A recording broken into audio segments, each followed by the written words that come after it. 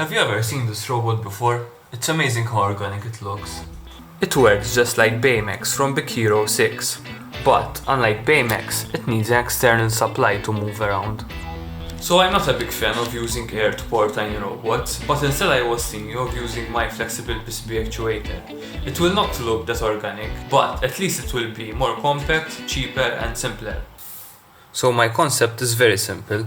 Just use this flexible PCB actuators as the legs of the robot, and then make a 3D printed shell that holds the magnets. My flexible PCB actuator is simply an inefficient electromagnet.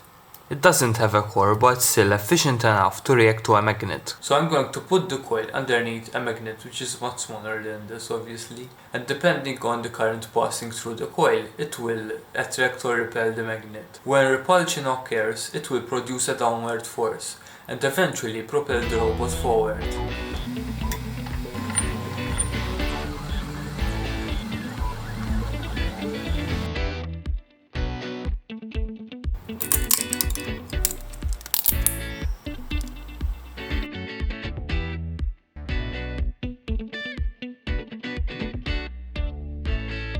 I have no clue if this thing is actually going to work or not. So before integrating it onto one PCB, I'm going to wire it up and control it externally.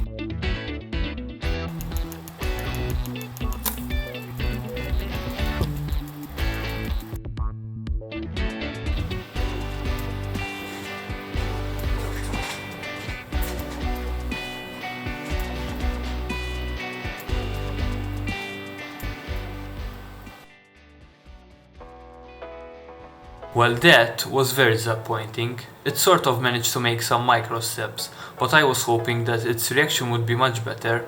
My robot currently weighs around 5 grams. Dividing that by 4, that's around 1.3 grams per leg. So now what I'm going to do is use the same weight to measure the repulsion distance of the coil. If I plot a graph of weight versus displacement, I can get a clear picture of how good this thing can behave.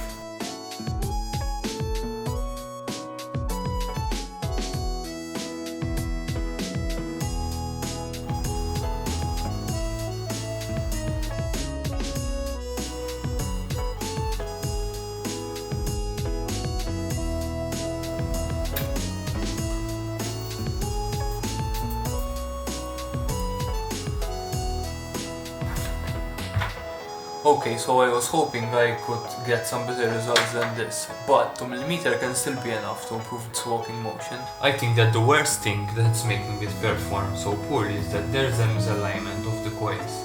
The strongest point is obviously the middle of the coil. So if, for example, one leg is misaligned, it would produce a different force with a different actuating angle, which is very bad.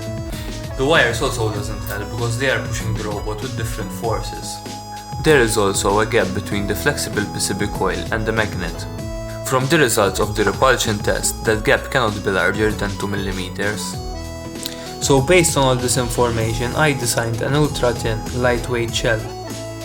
Hopefully this will work. My only concern is the resolution of my 3D printer, so tune in next week to find out if my crappy 3D printer was able to print it.